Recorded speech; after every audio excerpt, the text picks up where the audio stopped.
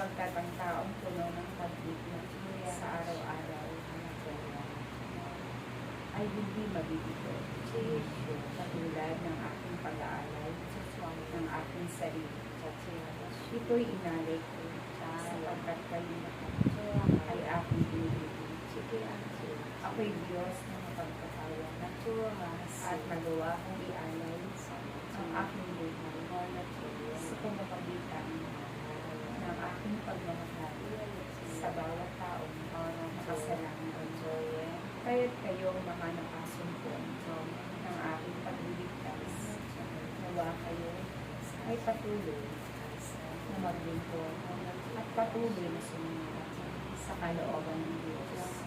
At huwag nang balikan pa ang mga lumang buhay na nagbigay sa inyo ng kapahamakan, ng karamdaman, gayon din ng kahirapan. Sapagkat sa piling ng Diyos, kayo'y laging payapa at kailanman kayo ay hindi manihirapan. Sapagkat ako na inyong Panginoon Jesucristo ay saganang magbigay sa lahat ng oras. At ang bawat iniaalay ninyo sa gawain ito, kayo'y palalakasin at pagagawin.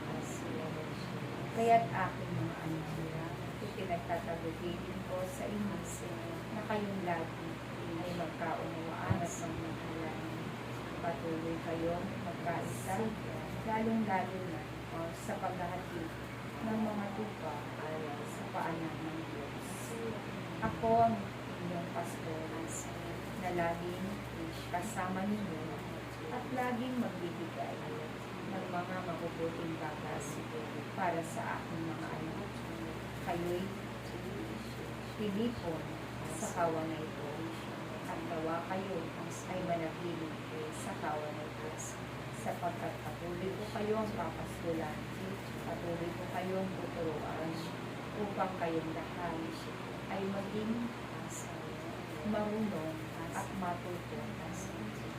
Ito ang kahalagahan na mayroong nagpapastol sa inyong lahat sapagkat kayo ay hindi maliligay pagkos kayo ay dadalhin sa pastulan na punong-puno ng kasaganahan. Kaya't aking mga anak, ipagpatuloy ninyo ang inyong paglilingkod, ang pangangalat ng tupa na iahatid ninyo sa paanan ng aking Panginoon, sapagkat ang aking amay nagagalakas sa tuwing kayo ay magtataos ng mga pag-aaral na kayo'y naghahatid ng mga tupa sa kanyang bahay. At ang buong kalamitan ay tunay na nagtiriwang.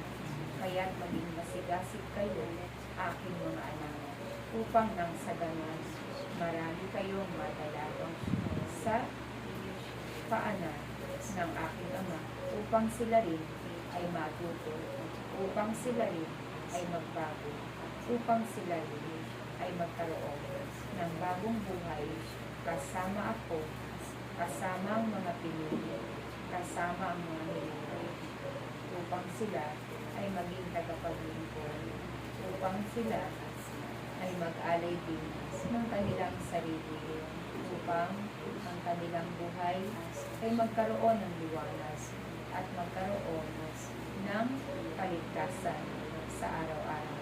Kaya't aking mga anak, naway manatili kayo sa kawan na ito at patuloy kayong maglingkod at magkaisa sa gawain